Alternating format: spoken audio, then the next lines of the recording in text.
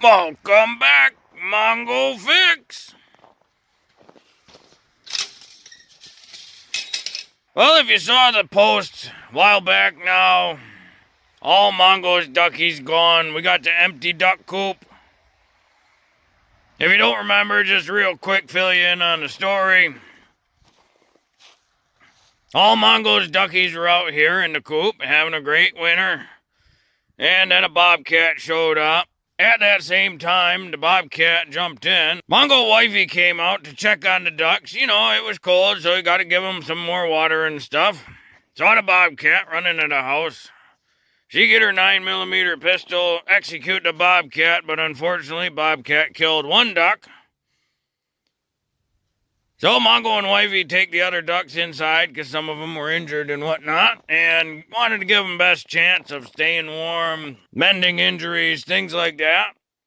And unfortunately, every couple days another duck would die. They all died from a broken heart. It was super sad. But Mongo and Mongo wifey will persevere.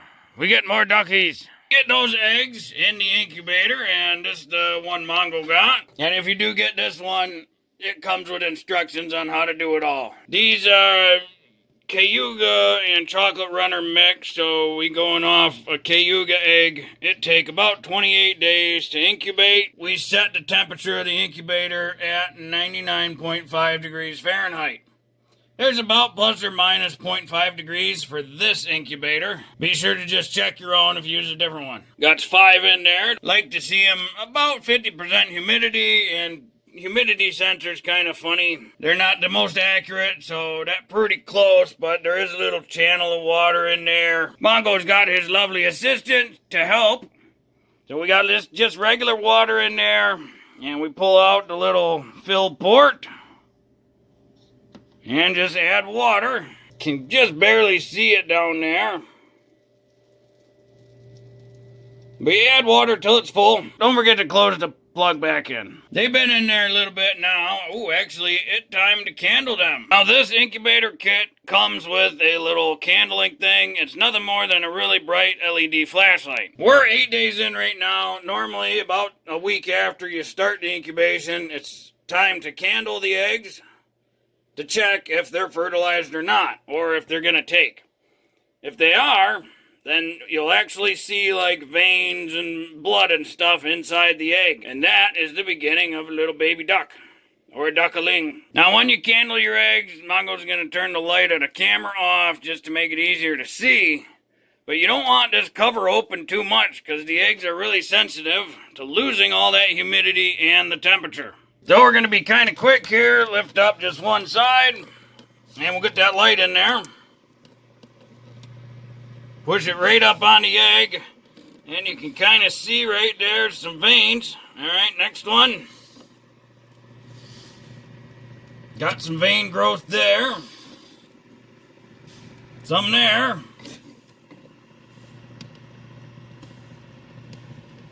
Looks like some there.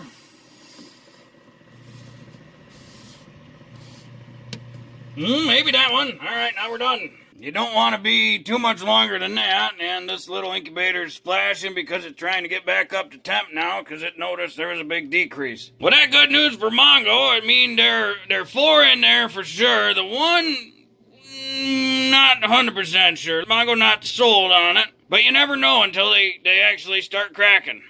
And even then, you might lose some. If your incubator did not come with one of these little candling LEDs, the only thing that makes it special is this super deep surface. It makes it super nice for encompassing part of an egg. You can use any sort of super bright LED flashlight.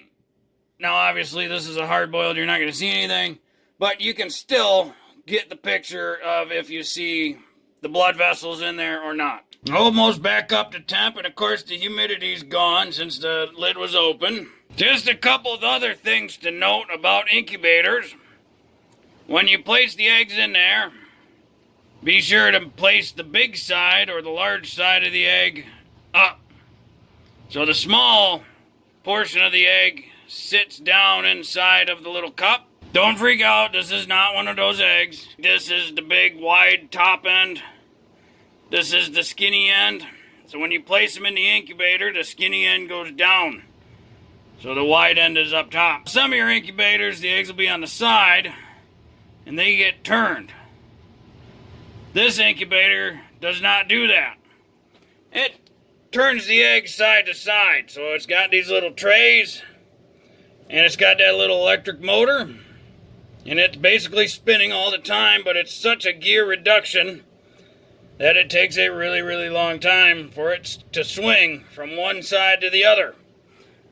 That's why it looks like the eggs are at an angle, because the eggs are in that swing.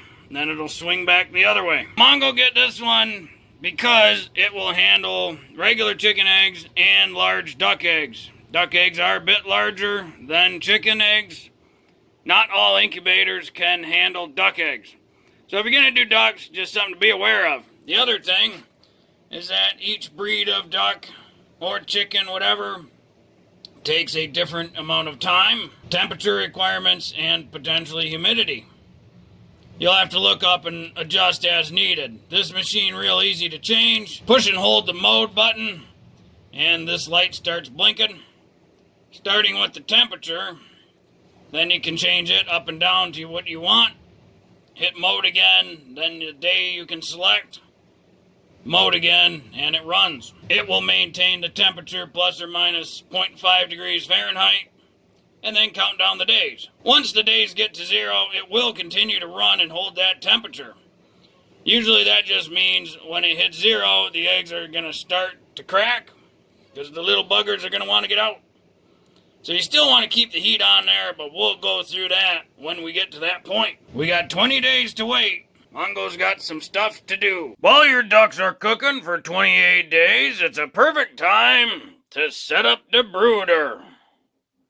This is where the duckling's gonna live, and then, the baby ducks, and then the juveniles, and then they'll become pretty much adult ducks down in the brooder. For reference, this is just one of those feed stock tank things, and this one is 2 foot wide, 4 foot across. It's only 1 foot tall.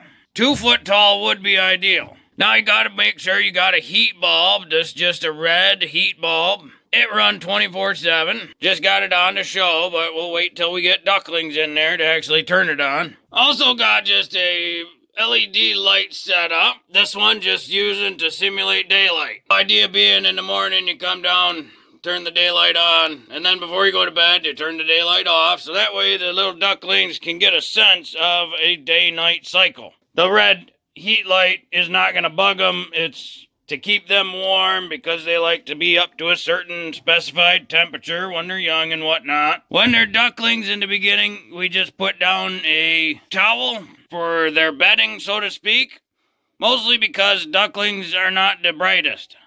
If you put down wood chips or the little pellet chips, they'll probably try to eat it and they might choke and kill themselves. So we just put down the little towel. That way they got some grips. It's a little soft. It'll absorb their poop and pee. Only have this in there for a couple of days. After that, then we'll switch out to like pine shavings. You want to be sure never to use cedar. So we got some pine shavings on standby. The reason you cannot use cedar shavings for the bedding material is because it's poisonous to ducklings. So if you use any cedar shavings in your bedding, it'll kill your ducklings. That heat bulb is pretty down low. Right now it's maybe about 1.5 feet to the very floor of the bedding. So that way when your hand's down here, it's probably around the 90-degree-ish mark. As they grow, you'll have to raise this heat bulb up, and that's why it's just loosely attached with some electric fence wire. So that way it can be easily just quickly adjusted as needed, depending on the temperature for the ducklings. Another important thing to kind of just have ready before your ducklings get here is a food and water dish. Tractor Supply and the Home Family Farm and Fleet and Home and whatever, they all sell chicks, baby chickens, and ducklings, baby ducks, right next to each other. They're very different creatures. For example, duckling water dishes. Ducks need to be able to submerge their bills into the water past their nostrils. So any sort of a waterer for ducks needs to be deep. So that way they can submerge their nostrils, minimum. It's ideal to have them to be able to submerge their whole head underwater, but for sure at least up to their nostrils. None of the chicken or chick waterers meet that criteria. So this is merely just a small dog bowl.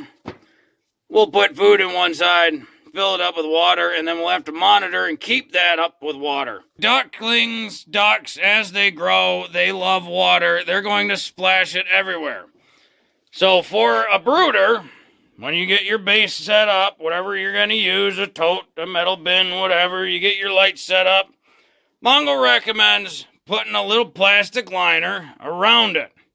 This is nothing more than just basic couple mil thick plastic, that just like you would use for painting. If you were going to protect your furniture or something, just because the ducks are going to splash water and debris everywhere. So this makes it easy to clean up, so that way you don't ruin any of your stuff. And another thing good to have by the brooder is a trash bin, just in case for all the stuff you might need. Well, now we just got to wait till these eggs start hatching. But we'll follow that up in the next video. Well, hopefully this video helped you if you wanted to hatch ducklings from eggs you had, or got, or whatever. Pretty simple process. Well, if you like this video, be sure to like this video. Yeah, if you like this video and other videos from Mongo Fix, be sure to subscribe. Mongo is working on all sorts of stuff. And stay tuned to Mongo Fix, because in the next video, we're going to see how many, if any, of these eggs hatch. And we'll see what kind of cuties we got hidden inside there. Mongo, thank you.